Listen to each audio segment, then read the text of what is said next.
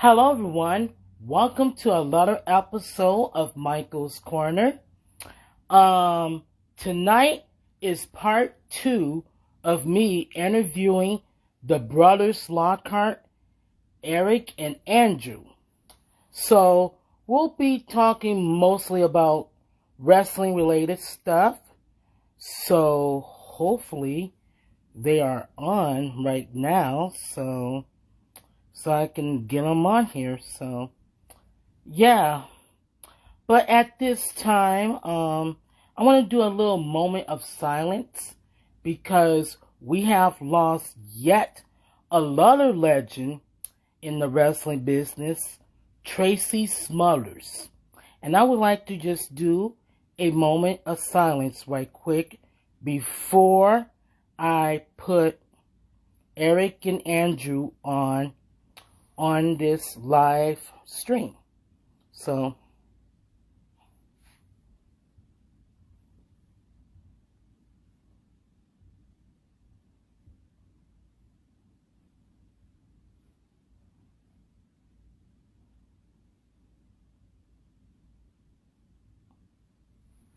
thank you.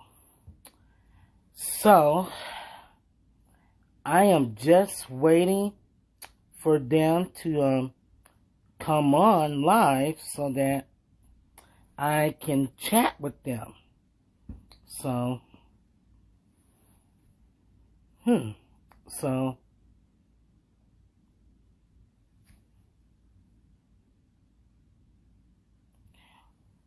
so,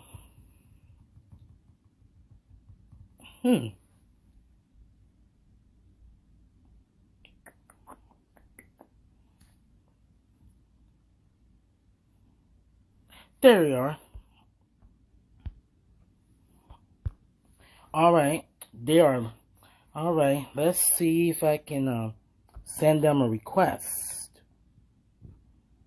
All right, it's sending. Yep, I'm just waiting for them to come on.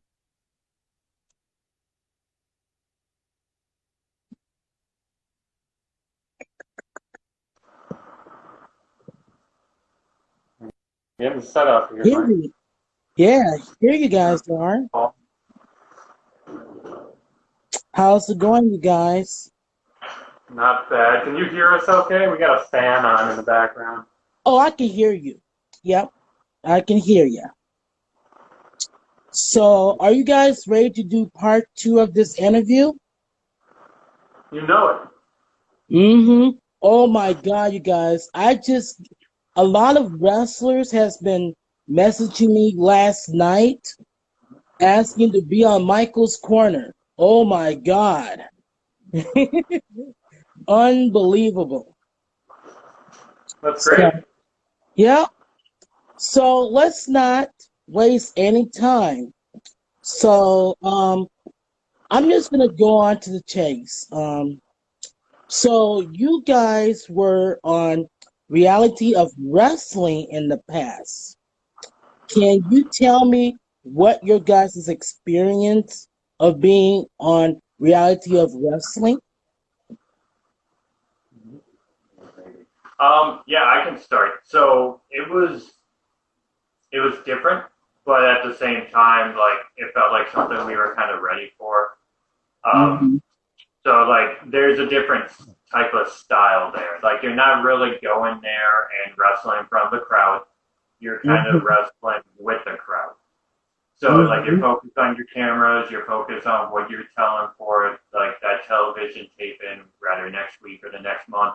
I always felt like it's like a high school play.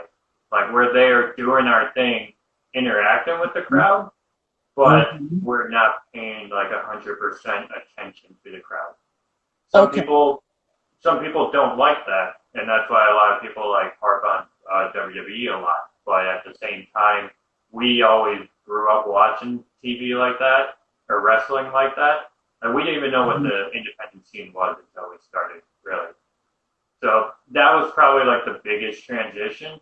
We picked up really quick and we enjoyed it, but that's kind of like what the whole experience was being in reality wrestling. Mm-hmm. That's good. Because my next question to you guys is, let's talk about Booker T for a minute. We gotta talk about Booker T. He's one of my all-time favorite wrestlers. Superstars. I'm sorry. And I consider him a legend. So, what did Booker T say to you guys about, your wrestling abilities? What did he say about that? When we had first gotten down there, we were very old school in his eyes. Mm-hmm. Like not in a good way, old school, like a hokey type of old school, like accusing the guy of pulling your hair and poking you in the eyes and stuff like that, like 80s, early 90s type stuff. Mm-hmm. But a lot of that still worked up in the Midwest where we were wrestling, so we would do it on those events, and it worked just fine. But when we got in front of Booker, he's like, "No, that's outdated." Like you gotta get with the times, you gotta work with the times, and we acclimated really fast to what he was looking for in his style, and we picked up on how he trained people, and it wasn't really maybe under a year from the time we got there that we actually started leading the training in his school because we picked up on how he liked to train people. So we would just kind of watch what he would do, and we would train people the way Booker would train you if he was there on the days that he wasn't able to be there. Now, he was there really frequently, so especially at the time that we first got there. So, I mean, we got to be in the ring and around him, wrestling in front of him a lot. So, yeah, we were able to learn, kind of like I said, his way of teaching, and then pass that on to people that were there the nights Booker couldn't be there. Oh, okay. Wow, that's amazing, amazing. And I heard that you guys won the ROW tag team titles at his school. So tell me what that was like, winning the titles from ROW. They had initially, behind the scenes, the tag titles were kind of brought in because we had come down there and kind of jump started the tag division. Because before they were Reality of Wrestling, they were PWA. I can't remember what that stands for. But so when it was PWA, they had tag champions, and when they had transitioned and changed the name of the company to Reality of Wrestling, they just didn't have a tag division because maybe for lack of tag teams, I suppose. So when we came down there, it kind of started to develop, and more people started getting paired up. So we had people to work A, but B, so they could build a division up. So we weren't the first champions down there, but by the time that we won them, the titles have been around maybe 5 months or something like that. And it's one of those things where it's like a milestone type moment for what we've done as a team, because still going back and watching the reaction of the audience there live that night, it makes you feel good, like you did your job that night. When we got into the locker room, Booker praised us in front of all the boys and girls, saying that it's not just because of what we do on the show, but it's because of what we do behind the scenes, and all the work we've put in that people don't see. That it was kind of like his reasoning that we'd really earned it, So that was a cool moment. Yeah, yeah, and I remember watching that the tag team title match that you guys put on YouTube. The first time I watched that, and when you guys won the tag team titles, I actually started crying. I actually started crying because you guys worked so hard to get to where you guys are today. Oh, And I thought you were just a big Team International fan. yeah, yep. So I got I got a little emotional when you guys won those tag team titles and whatnot. So yep.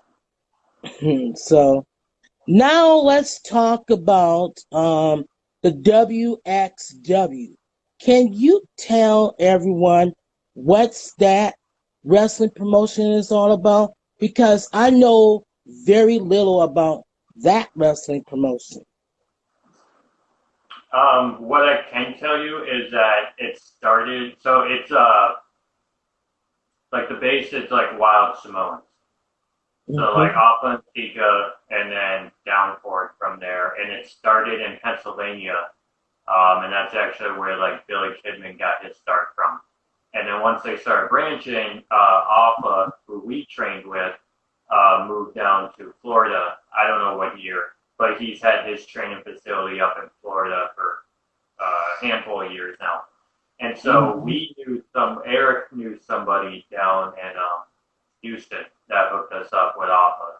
And so we went there, and I'm trying to think of like more information to tell you. It's pretty Okay. much like the most family felt wrestling company anybody can go to. And even if they run every week, once a month, once every 2 months, like they still have like fans showing up and care about everything going on in the show. So that was also different. How Eric said like the Midwest was different from Houston. Mm-hmm. Wrestling in Florida, that was like our first couple of shows, and it was you definitely learn that crowds like they don't laugh at stuff unless it's like really clever. Like all the stuff that you would laugh at that we would do up in Minnesota, they Mm-hmm. would appreciate it, but they would not make any noise.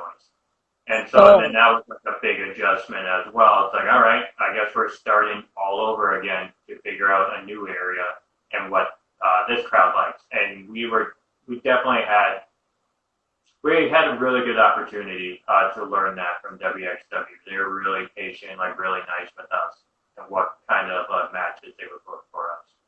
And very trusting of us, which was always really cool. They knew that they could give us anything and we'd go out there and make it work. So big thanks to Alpha and his team.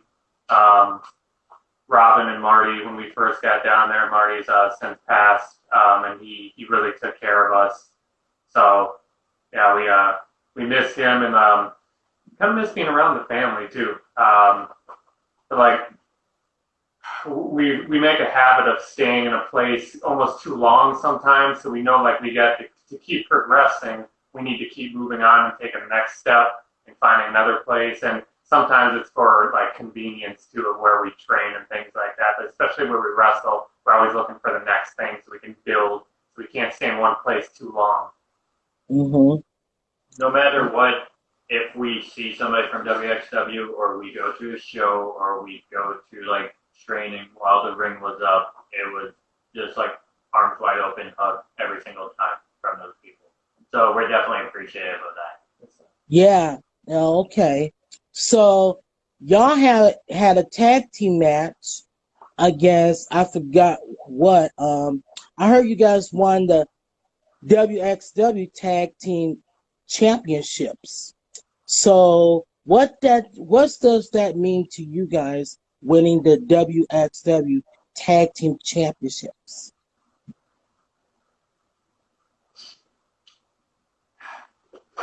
Um, Not sounding arrogant, but we knew if we just went there and did what we do, we would eventually win them. Kind of like anywhere we go. No matter what side you want to take, like looking at wrestling as like a business or a sport, we just knew if we were going to do our thing, we'll win them, and we eventually did. That was a really interesting night because everybody was really happy for us after we won. But Mm-hmm. then, long story short, at another wrestling show, somebody collapsed in the ring and then passed away later. So a lot of Mm-hmm. focus was on that same night. So that's kind of like the main thing I remember. Like everybody was all happy for us, and then we went to intermission, and everybody was like really like kind of sad and confused and looking at their phones, figuring out what was going on at this other show. So not to like put it on any sort of downer, but that's like one of the main things that like pop out to me that night. It was still a cool experience. Like as we said, Florida crowd way different, and then many months later we win the titles. So we weren't crowd favorites at the start of that match, and then they were all cheering for us by the end. So, like, that was a good accomplishment. Mm-hmm. So, very quickly, Brittany, you guys know Brittany Diamond? She messaged me, I believe this week, and she wanted me to tell you guys, she says hi, and she misses you guys. Yes, when I said Robin and Marty, Robin is Brittany's real name. So yeah, that's what I was talking about. They took care of us a lot when we first got down here and first got over at WXW. So yeah, Brittany holds a special place with Andrew and I, and she's been nothing but supportive. And she's next to you. Actually, she might even have you beat for like number of T-shirts she's bought from our Pro Wrestling Tees store. Like she's been nothing but supportive and helpful in our time in Florida. So she has since moved up. I won't put all of her business out there, but she's moved up north, out of state. So like we miss seeing her. But yeah, she still hits us up. She's still very involved and supportive anytime she can be. If you're watching, Brittany, read book. We miss you. One of these. Yeah. So that is really awesome that you guys got treated very good down in Florida and whatnot. I am so happy about that. Everything went well down there, and that makes me happy. You know, if you guys are happy, I'm happy because like I said before in the past. You don't have to be blood. You don't have to have the same blood to be considered as family. And I consider you guys family. Mm-hmm. Likewise. Yeah. Yeah. Third sibling, brother. Mm-hmm. So now we gotta talk about, I think it's Birmingham Championship Wrestling. We got to talk about that. What is that wrestling organization is about? Again, a whole nother territory. We wrestled in the Midwest so many times, and that's like based right in Illinois, kind of Chi-Town area. Outside Chicago. Yeah, and so like that was another thing. You always see so many independent videos of like in that area. It's either like Philadelphia, Chicago, or like LA. And so it's like, let's try to make one of these and just learn all over again. And come to find out, there's so many people that already knew us there. We didn't really know. But when we got there were so many guys that were like so excited that we were on the shows. Mm-hmm. So we only did 2 because once everything started in this pandemic, January was our last one. Okay. And, yeah. So there was like a really big snowstorm, and then it's like, we'll see you in March, and then we haven't been back since because of the pandemic. But really fun. If you can find those videos of that promotion, BTW, I would recommend people go watch it. Mm-hmm. The crowd really has fun with what we do there. Mm-hmm. Yeah, so yeah. Yes. Mm-hmm. Now, I don't know if I talked about this last Thursday, but you two faced the Outlaw Saints. Yes, sir. Yep, and I watched that match. Oh my goodness. I really enjoyed that match because you guys gotten so much better. Like I said last week, y'all got so much better in the ring than the last, can I say the last few years that last song, you guys? You guys got so much better in the ring. But I gotta say, one of my favorite matches on YouTube of that BCW was that handicap match between you two and Christopher St. Michael. I know we touched base on this last week, but that was my favorite match. I like the ending of the match too, Mm-hmm. 2-on-1. And we were the underdogs, but we came out on top. So, we were at a deficit there. Because he did have a valet. So, Oh, I can't remember her name. What's I couldn't remember her name, but he has a valet at ringside.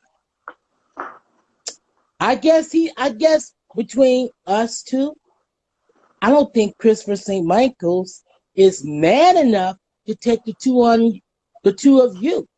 He had to have a valet at ringside because Dave Bell wasn't there because of the snowstorm.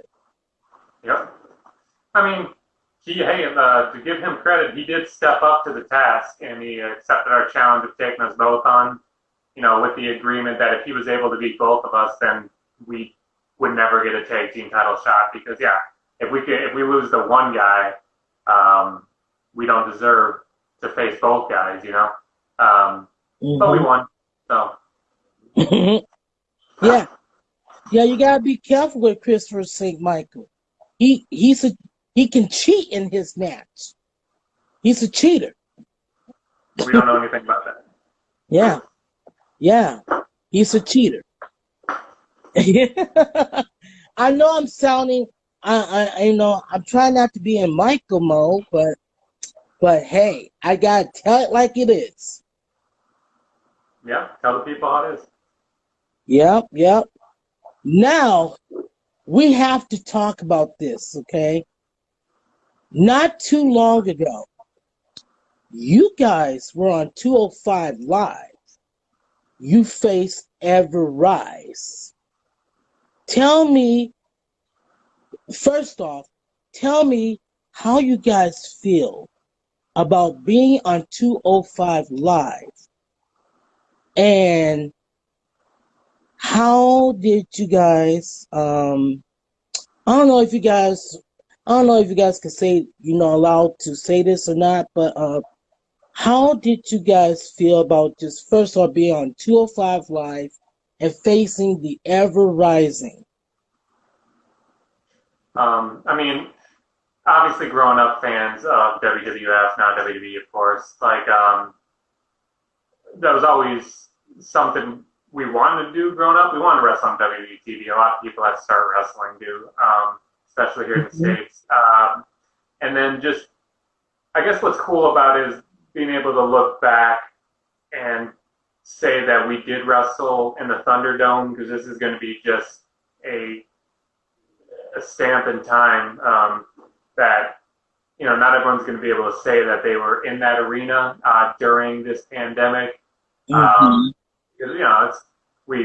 everyone likes to think it's not going to be like this forever. So we are at least able to say that we were there, we were part of that, we were in the Thunderdome. So I guess, that's kind of how I look at it. Mm-hmm. And that's probably the only match I haven't seen yet, but I will after I'm done with this interview, because that's probably that one match I have yet to see, because I've been so busy with work, busy doing other stuff, Oh my goodness! I mean, like like I said earlier in this interview, I think most of the wrestlers are really liking Michael's Corner, and I'm just keep getting messages, from wrestlers, that just wants to be on my little talk show. It's not a little talk show, Michael. You're doing very well. Thank you. And it's like, thank you. I've been doing this a long time, and I got a good reputation. I got a good reputation, and I gotta admit, I have my moments, like we all do. We're all human, It's like I said, I'm not doing this for money. I'm doing this because this is my hobby. This is what I wanted to do. And it's like, I don't want to be stuck at home all day, just playing my video games. I just want to do something, like being an interviewer, So that's I just love doing this, you know. You do a But good job, Michael. You do your research and everything. You have plenty of topics to throw at us when we sit down with you. So yeah, no, we appreciate you. mm-hmm. But I haven't asked you guys this. Do you have any advice to give to get to these people who wants to be a pro wrestler, you know? What do advice you can give to those people who wants to be a wrestler? I guess okay, kind of two parts. So if you can find a school where you live, like in your area, definitely do that first because Mm-hmm. you're gonna spend a lot of money to buy like the gear or just shoes, knee pads, whatever. So like find something that's close to you, so you're not just moving, paying like rent and spending a bunch of money on top of like a brand new city and school. So try to find one that's local, and it really doesn't matter where you start if you just shut up and listen. But don't stay there forever. Then you got to move. How something I always said: go to a training school where the person who owns the school has an action figure. I know that sounds weird, but if they have an action figure, then you know that they have done something in the wrestling business, so you Mm-hmm. can learn from them. Like, don't start there because you're going to be really confused. Like, go to kindergarten first, and then like go to high school, and then go to college to learn more. But you have to just keep on going and like improve it where you go. Mm-hmm.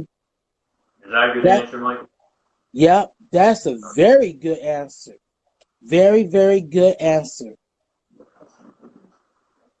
So now, you guys told me, I know you guys told me this last week to do my research on how many wrestlers, name of some of the wrestlers you guys faced in the past. You know what, you guys? Unfortunately, I I just been so busy this week, and I was like, darn, I forgot to do this and this, because like I said, I'm taking care of my dad, and I got these other things to do, and oh my God, I just got so it's busy, I'm busy like during the part of the work week, but when the days that I am off, oh my goodness, I could just relax, finally just relax and talk to some of the wrestlers. So hopefully you guys are not too disappointed that I do my homework, but You can randomly just say some names. yeah, let's just say some names. Sure. I So do you? know, yeah, I know you guys faced Ann Brookstone. You guys know who Ann Brookstone is. Yeah, very well. Yep. Um, so what are we looking to do here? Do you want like the first word that comes to our mind when you say the people's name, or a Yeah. story, or a Yeah. story, or what do you want? Yeah. Ann Brookstone. Interjections. Oh. So Eric will say a word, and I'll tell like a quick story, I guess. Sure. Mhm. First thing that pops into my mind is we were on a show with the Honky Tonk Man, and somebody gave Honky Tonk Man this little ukulele, like a little guitar, like really small, Mhm. and he took it and like smashed it over your friend, Big Bun Q. He smashed it over his Okay. head, and Q just thought that was like so funny and like so cool. Mhm. And like Anne had a long weekend; she was really tired. I remember her just like this isn't the only thing I remember from Anne, but this is the first thing popped in mind. She was just like freaking out at Q. Like, don't let people do that. Like, don't have somebody hit a guitar over your head when you don't really know them. Like, you could have gotten really hurt.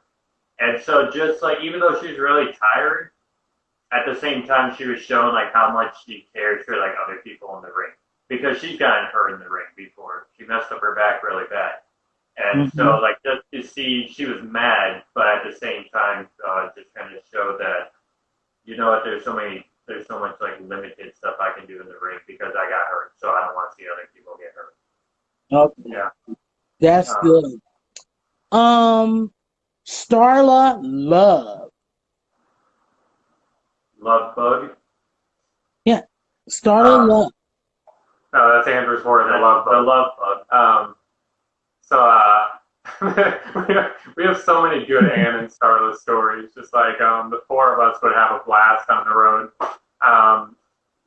Like there was one time she got so drunk that I had to change her diaper in a driveway. She's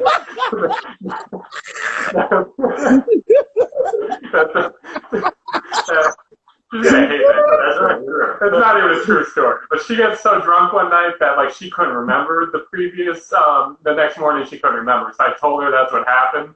That like I had to get her out in the driveway and clean her up. Okay, Starla is like, I don't know, like 4 feet something. I forget what we always called it. Roseanne. Yeah, I can't remember. Yeah. But I always think of Starla's theme music too. She did. She came out to Earth, Wind, and Fire. What's the name of the song? Shining Star. And just we would always make fun of the way she would dance to it, like.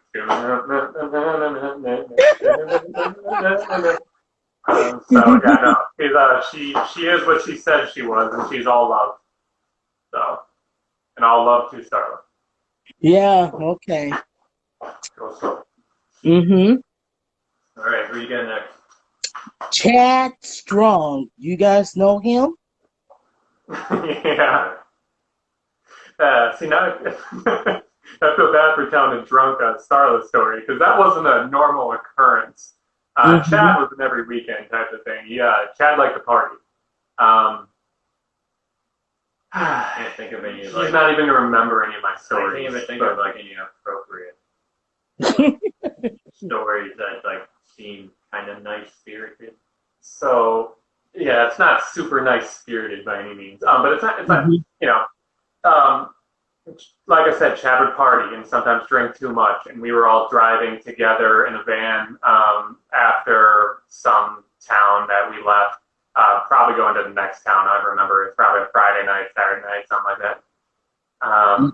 And he had drank a lot and was laying in the van, and Starla was sitting next to him, and she started checking on him, and she figured out that Chad wasn't breathing anymore. So she had the people driving pull over.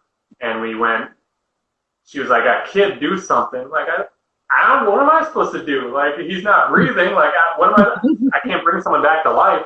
So, like, I dragged him out of the van. I was like, Chad, stand up. And so I put him on his feet and let him go. And he fell and just ate it on the road. So he was not there at all. So I picked him up and put him over the guardrail and started, like, smacking his back because, you know, that's what they teach in medical school. Like, but he eventually spit up and started breathing again, and he turned around and like hugged me, and then got back in the van and fell right back asleep. And he didn't even remember it the next morning. He didn't remember not breathing. He didn't remember falling on the road. He didn't remember like throwing up over the guardrail. None of it. So goodness. Yeah. Chad's a little guy too. Like not even 4 feet. We travel with a lot of little people. Yeah. I'm not done yet. I am not done. All right, keep going. Promise. Little Diva. What do you guys think about Little Diva? April Elliott. Pass. Okay, pass. All right.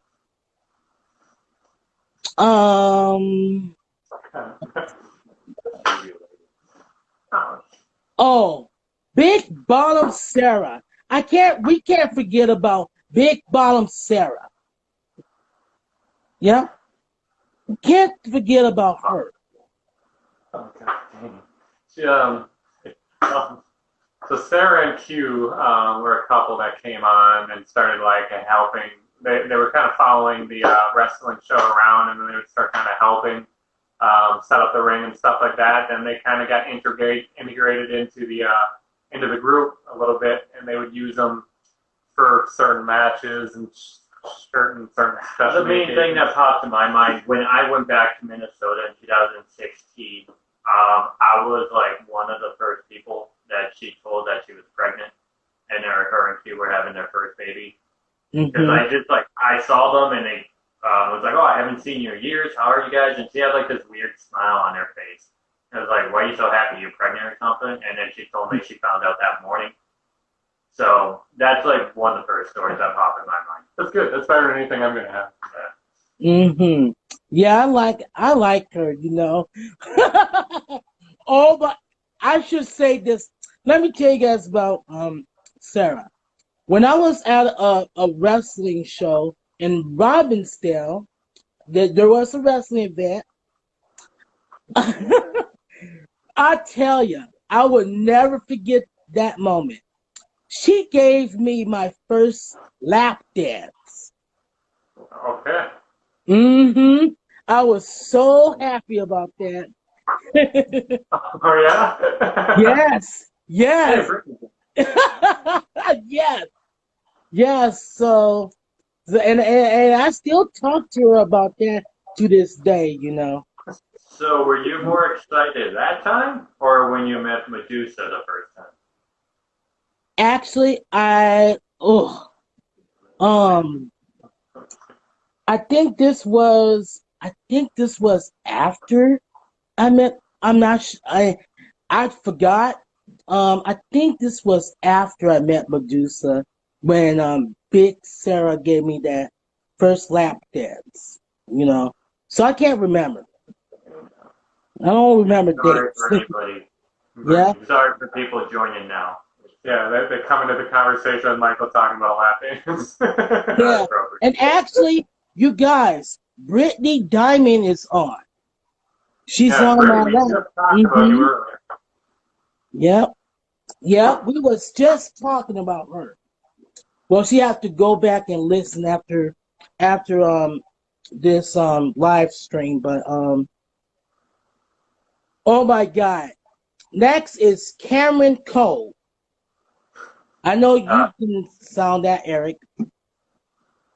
Cameron Cole was actually so when I was in Houston, I went through like I went through a bad breakup. I'll just be honest in 2014, and then 2015, a lot of people joined ROW, like even more so because we started being on TV, and he was like my comic relief. Like every night, I would go to training or hang out with him on like most weekends, and he just got there from Oregon, I think, or Washington, something up in like that area, Seattle area. And him and I were like really close. He was the first one I ever saw like really take trolling people on the internet serious. Almost like it was a job for him. So I didn't really agree with that, but like how he would use that humor and then just like random humor that he would do. He was like kind of a really close pal of mine before I left Houston. Okay. So like I have like fond memories of hanging out with him. Even if he wants to acknowledge me nowadays, I don't know. I haven't talked to him in a while. But yeah, I message him every Easter. That's like a little tradition we have. My next one I could think of is oh my goodness, this is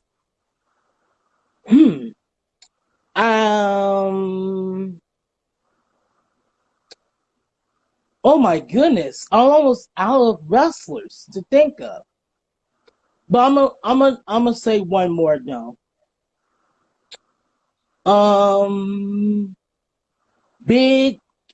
I think Big Rig, I believe. Yeah, Big Rig. We have so many stories with Big Rig. Yeah, we have a ton of him too. Rig was always fun to travel with because he was probably closest to our age group of the people we traveled with. So everybody, Big Rig is like 7 feet almost. Erik and I could both fit into the singlet that he would wear, so that shows how wide he was, or how Skinny Wheeler, I don't know. But yeah, Big Rig, he was called Big Rig for a reason. Mm-hmm. And the first thing that pops in my mind is actually like Goofy. He was a really like goofy guy. And I have a story. It'll come back to me. Sorry, I just lost Michael. Eric can go. Can't think of it. So we, Michael, you were there. We wrestled at this fair outside. And there was this big inflatable, like American Gladiators pit where the kids would get up and hit each other with the sticks. And I was looking at it before we had started the wrestling event, and I looked at Chuck, Big Rig, and I said, what we should do is we should find some way where you throw me in that. I'm like, there probably won't be any kids in there at the time, so it'll be fine. Well, the wrestling wasn't enticing enough to the kids to stop going in the bouncy castle and everything, so we were mid-match, and I ran away from Chuck and got out of the ring or something, and then he got out, and I got up on the ring trying to jump on him, and he caught me. And he walked me all the way through the audience over his head, and then pressed me up into that, I guess, like, bouncy castle, for the lack of a better term. And there was a bunch of kids in there, and I got up, and they all started hitting me with those sticks. And then he finally dragged me out of there. I came falling out of there, and then he dragged me all the way back to the ring. And that was that's actually on, I think the only place you can find that is actually your Facebook page. Like, that's in your videos, because you recorded that. And I took the camera from you while I had him on the mat and put it right in his face and was talking trash. And that was a fun match. Yeah, a lot of fun with Rig. Do you remember your story? We would just joke around how he said something one time of he likes talking on the mic as as the bad guy, as a heel. But like sometimes he didn't know what to say as like a good guy. And so he didn't really like it right away. He was really mad at us right away, but he warmed up to the idea. Still don't think he likes it. So we were like, oh, like you're a really big guy, right? So make a lot of like food references. So for example, it's like I'm gonna get in the ring, and when I'm done, like you two are gonna be toast, warm buttery toast. And then like something like this match is gonna be a piece of cake, devil fruit, chocolate cake, and like we just making like a lot of like, he's hungry type of jokes. And every time someone farted, he would say like it's good mood food, like the Arby's commercial. So like we would always remember that stuff and bring it up all the time, even if he didn't like it. But, like I miss Big Rig. He's actually the last person I think I saw from that crew. I went up to South Dakota in 2018 or 19, and I went to his place. All right. Now I got two more, because now it's coming back to me. We got to talk about the late Butchie Davis. We got to talk about him. We got to. Yeah, so the only time, you might have worked more. Oh, just the one? Yeah, so we only crossed paths with him, at least in the ring. We might have bumped into him in locker rooms, but I can't really remember. One time we went and worked for some promotion, can't remember what it was, I don't know if you remember. But it was in Amory, Wisconsin, and there was a battle royal that night, and Butchie was in there. So yeah, like just watch, like I was aware of like his gimmick and everything and what he was doing. And then in the ring, he was doing his thing, and then he turned to me and he did whatever. I can't remember what he did, like in my face. And we were really new to wrestling. We were maybe like a year in or something like that. So he did whatever, and then he looked at me and said, in like super clear English. I was watching through all the noises and everything. He's like, hit me. I'm like, oh, okay. So I hit him. And like, yeah, he was always cool. He was nice. People always spoke really highly of him. So. Yeah, that's good. And I'm gonna have one more. Technical difficulty. Yeah, you do. Yeah, y'all got technical difficulties there.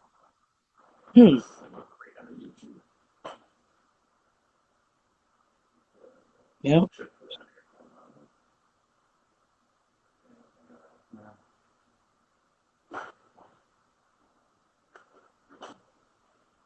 I don't know what you do. Yeah, do we exit and rejoin? I don't want to throw Mm-hmm. his, because then you're not going to be able to upload it. Really? Not in one piece. I don't know if he slices. Mm-hmm. Just to see what he's doing. Yeah. Do you have your Mm. phone? No, I actually don't know on the phone. We apologize, you guys. We got a little technical difficulties. He looks content. I guess Just, I guess you're going to have to act out.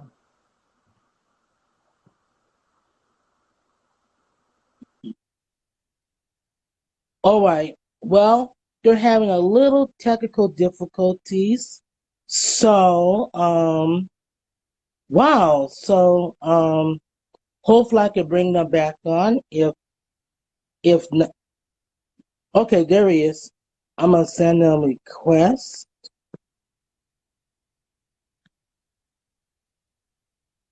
All right. Sorry about that, you guys.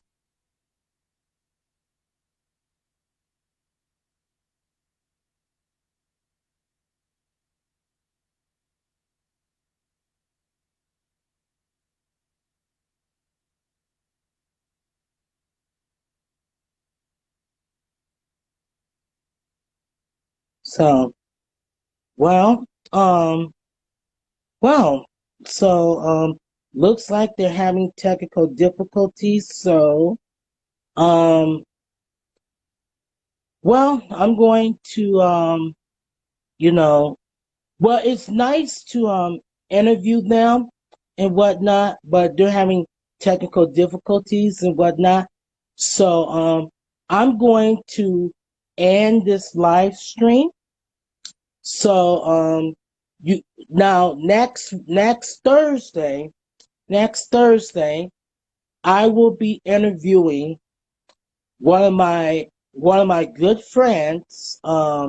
His name is Leo D, and I will have him on the show next week. So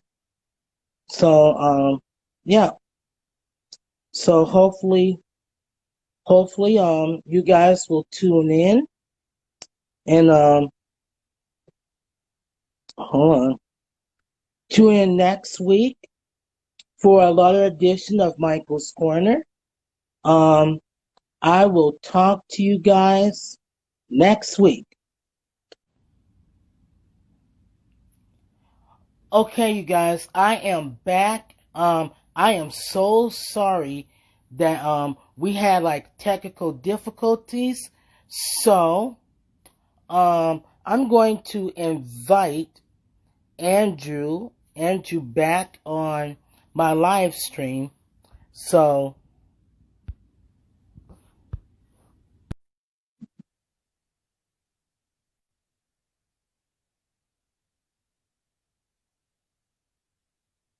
so yeah, sorry about that, you guys.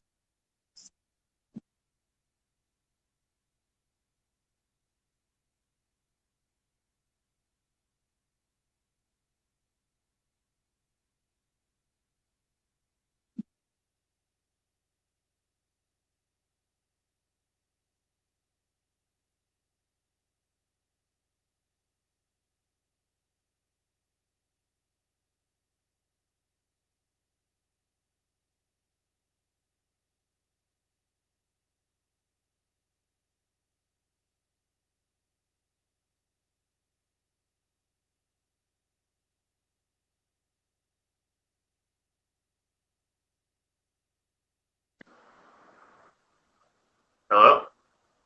Hello? Hey, sorry about that, Michael. Yeah, it's okay. Yeah. I know we were getting to some interesting stuff. My phone, whenever somebody calls Mhm. me, my phone just like on everything. Yeah. So Yeah, yeah, sorry that's about okay. Yep.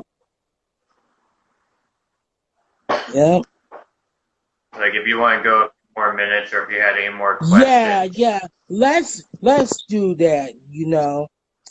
Yeah, because I can always, you know what I do after I do my live streams is I will be doing some editing anyways. So so yeah. Okay.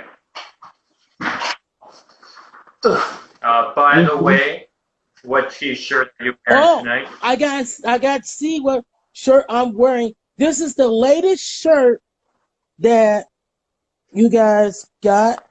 I don't know if you guys can see or not, but this is the shirt I'm wearing. Yeah, There you go. That's yeah, pretty hot. Looks like a comic book yes, cover. yeah. And I got that from Pro Wrestling Tees. .com/ Yep, Brothers Lockhart. yep, that's exactly where I got it from. Hey Yeah. Mike, question. What does MK just might mean? What's the MK for? Um, that's just something my late sister came up with because I couldn't think of anything else. So she just she just gave me the name. And she passed 2 years ago, so she just gave me the name, that username, and I just stuck with it. Very cool. Yeah, I always like backstories and stuff like that. That's cool, Mike. Sorry to hear about your Yeah, loss. yeah, yeah. So now, as we were saying, okay, we was talking about the wrestlers. I'll name a wrestler. You guys tell me what you guys think of them before we get the technical Hmm. difficulties. So, Hmm. so, um, so now I'm gonna say, Dave Bell. What you guys think of him? Another one that we only worked the one Mm-hmm. time. Sam Partner, I guess. Oh, yeah. Sorry. Yeah, Dave is actually like the main person. I mean, I worked with Kurt, but when I went back to Minnesota in 2016, Dave was the person in charge of lining up the matches each night and who was going to be paired Mm-hmm. with who. So he was always like very. He always tried to think ahead to the next show. So he was always like upfront and honest with me. Mm-hmm. And like he kind of gave me like a compliment one night, like both of us. He's like, I would like to put you in the title Mm-hmm. match, but at the same time, I know your matches are very important, so I'm not sure if I want to mix the two. And there's like really tiny examples like that. He's always really cool and nice to both of Mm-hmm. us. Um, his partner, not so much. We'll take care of him Yeah, any day. we'll take Um, care of Christopher St. Michael any day of the week. He's a, that's he's right. just a little. I'm not gonna say on Michael's corner, but he's a little, Say it. but Say it. mm-hmm. I know this is the post show, but Yeah, don't say it. yeah, it's a PG show. So, what else I can think of on top of my head? Darren Corbin. You guys heard of him? Darren Who? Corbin? Darren Corbin? Oh, the Yeah, King? Darren Corbin. The King of the Ring? Yeah, he's a wrestler. He's a wrestler. Yeah, King Yeah, Corbin. Yeah. Darren. Yeah, we carried his throne on Mm-hmm. SmackDown. Yeah. Okay. What else I could? Big Q Bundy.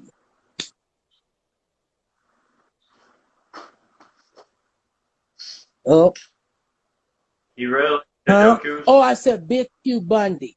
Uh, What you guys think of him? yeah. When we would travel on the road with him, he always had like crossword puzzles or Sudokus. And so we would just tell him to just put a Q in every box and just call it Sudokus. And then he could just move on to the next page. Mm-hmm. He was someone that was always he was very nice to us. Like he never Very acted chill. like, yeah, he never acted like he knew like what he was doing, or like he was like a big shot. Like he was just like really calm and like really nice to Erik and I. He's very respectful to wrestling. Yeah. He respected wrestling a lot, and he was just happy to be a part of it. Andrew had a fun match with him, and it was another fair in town. I can't even remember now. What Clone? Or Glencoe, yeah. Glencoe, Minnesota. Yeah, Andrew had an interesting match with him where basically we just had a Q stand in the middle of the ring, and we just kept bumping off of him. Like Andrew would get in there and try to tackle him, and Andrew would get knocked down, and we'd both jump in there at the same time and try to tackle him. We'd both fall down, and Q just stood there like a mountain. So yeah, it was fun. I guess here's a little fun story. I had to have a match one time with him, and this is like a guy. He looked like King Kong Bundy. He's just a bald, like short, wide guy with plain black singlets. That's it. Not a lot of work. And we had to do a show in somebody's backyard. It was a bachelor party, and the theme was like old school wrestling. So everybody was dressed up as like a past WWF guy from like the 80s or 90s. Like the people at the bachelor party. Yeah. So it was a bunch of guys drinking, dressed as like Hogan, Roddy Piper, Jake the Snake, whoever you can think of. And then we're in this little ring just in the middle of the backyard.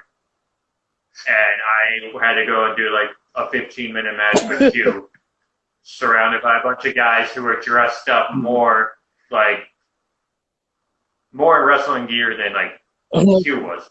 But he just knew like, okay, this is weird, but we're going to just have fun with it. And like, as Erik said, he was really nice. He'd be one of those guys, like if we were in a small room, he would sleep on the floor so somebody else could like have the bed. Yeah, Yeah, he was good people. yeah, and I could say too about Big Q Bunny. He's also one of my very good friends. You know, he's the one that introduced me to this wrestling event. Big Q and Sarah both introduced me to this wrestling event, and I told them that it's like, since I really love wrestling, I'll just go to this event in Lester Prairie, Minnesota, and I tell you, I had such a great time, great experience. You know, like I said before, last Thursday, you know, I had such a great time at that event. You know, and then as you know, as the months went on, you know, oh my goodness. And when I became a regular, you know, oh my goodness, when you two were wrestling and you guys were going to be the heels, oh my God, I just rooted for you guys from the beginning. I didn't want to cheer nobody else on but you guys. Yep.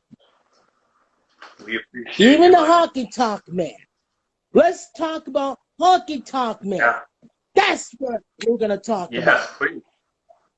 We can't forget about him. Honky Tonk We Man. can't forget about him. A lot of people seem, yeah, you can. A lot of people seem to talk like not bad, but they don't take him serious all the time because they just see him as like an Elvis impersonator, right? But the guy Wayne is his real name, and that's no secret. He's one of those he always he really liked us. He took care of us. We traveled with him a handful of times, not just like one weekend. Like we saw him a lot. And even like to this day, pretty sure he would still remember us and like everything we went through on the road. And he would just really protect us in the ring. We could have a really rowdy crowd, and like he would keep us like safe from like if like there's this drunk guy in the crowd or something, they try attacking us, Honky would like take care of it. And he was just kind of like he had like that parent instinct because like he has kids, so like he has children. So basically, what you're trying to say is he took you under his wing. Is that what you're trying to say? He hated us. Okay. Somewhat, yeah. Yeah, like there was one tour that I did with him where it was 5 nights, and I probably wrestled him 10 or 11 times on that tour because we'd have singles matches, and then later we'd come back on like a tag match. And yeah, no, he was so cool, and he had all these rules on the indies that like things he wouldn't do on shows, and he broke a lot of them when he was working with the company that we were working with. Like he never wanted to work a doink. He never wanted to be in a title match. He didn't want to work against girls or do like intergender matches because he just wasn't comfortable with it. But he did all of those things with the shows that we were working on him or with him. Mm-hmm. And he's took care of us, very cool. And when during that 5-day run, he was like, "Man, I'm beating." He called me Kid. Everyone called me Kid in that crew. It's like, "Man, I'm beating Kid every night. Like I beat him 2 matches a night. No one wants to see that." He's like, "Tonight he's gonna beat me in the singles match." And the promoter's like, "Yeah, whatever you want." So like I got a couple wins over Honky Tonk Man, which is just a mind blowing thing if you think of like indie wrestlers that actually beaten the Honky Tonk Man, because I'm sure the list is pretty slim.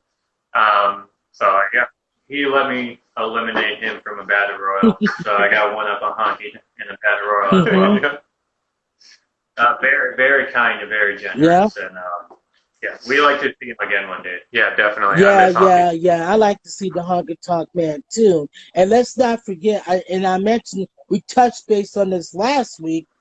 I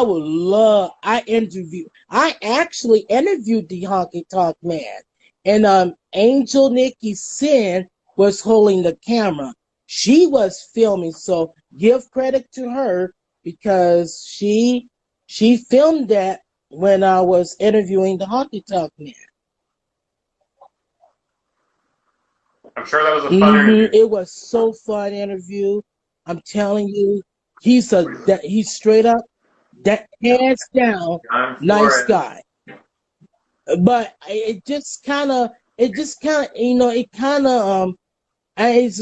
don't get why people don't take him seriously, and all this and that, But he does deserve some of the credit, he's been former Intercontinental Champion.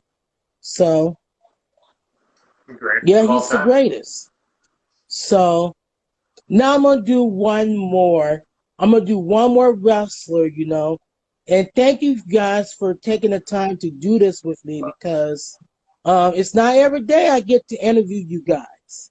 So I just wanted to, do this, even despite the technical difficulties.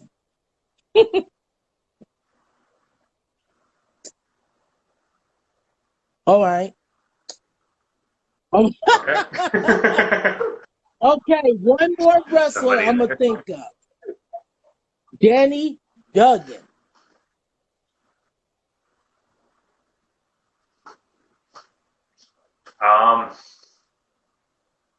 We kind of talked about it last week.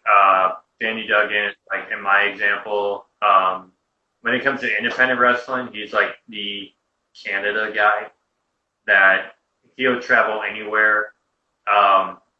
And whoever meets Danny or has a match with him says really good stuff about him. And same here. Like I wrestled him, Erik wrestled him, both good experiences. And we've each only wrestled him once, and he like still remembers us and will still praise us. And he was talking to me when I first moved down to Florida. He was messaging me. He's like, "Hey, did you guys get signed? Is that where you're moving to Florida?" Like he thinks that highly of us. And he's one of those guys that deserves more than he's gotten from wrestling, just from the work and how he's treated people. Like at least from our personal experience, we don't know everyone's experiences with everybody, but like he was always nice, always easy to work with, always a cool guy. So like, yeah, he's just one of those that he deserves anything that he gets from wrestling tenfold. Thank you. And I gotta say this too. If Danny Duggan were to get in contact with you guys to work for his little promotion, the CWE, Canadian Wrestling's Elite, would you guys go up there and wrestle some of the guys up there in Canada? Yeah, I believe that's what I worked when I wrestled him. I believe it was his promotion, CWE. And yeah, no, they have a good thing going up there, a good group of guys. I mean, this is years ago. This is like 10 years ago. But like, yeah, no, everyone was really nice and easy to get along Mm-hmm. with, very hospitable. So yeah, absolutely. We would love to work him and his uncle Jim Duggan in a tag Mm-hmm. team match. So Yeah. Yeah. So. Canadian Jim Duggan. Mm-hmm. Yeah. Yeah. Yeah. Okay. Well, I think I am out of questions to ask you guys because I just basically touched all the bases tonight. And Oh no, you dove in. There's nothing else you want to know about us? well, yeah, yeah, I know a lot about you guys. Yeah. Now I know. Now I know you guys well. And So you know your. know your Lockhart. There you go. You get it off. Mm-hmm. So, well, I'm just out of questions to ask. And I was just about to say maybe once the pandemic dies down a little bit and wrestling does up and back and running again, if you guys happen to be on a show again, show on the wrestling show, and if you guys want to be on Michael's Corner, you guys are welcome to join my show anytime you feel like it. Thank you, Mike. Well, thank you, because we're your biggest Yes, guests, you right? guys are That's why the we had to do biggest 2 parts. guests, and that's the reason why, despite the technical difficulties we had at first, I went back live because I want to make this big. Because once I'm done with this interview, this live stream, I'm gonna do some serious editing and whatnot. So yeah, I'm gonna need that. So you guys, thank you guys so much for your time. Thank you so much. And hopefully, you guys, like I said, you guys are welcome to join. Welcome to my show anytime, okay? So, all right, see ya. Yep, bye. All right, take care, man.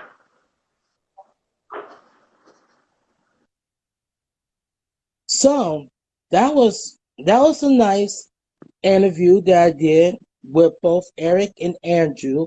And like I said, sorry about the technical difficulties at first because they were Erik and Andrew was having a little technical difficulties with their phone and whatnot. So thank you guys so much for sticking around this live stream. I really enjoy doing these on Instagram Live, so and whatnot. So you guys take care and have a great evening.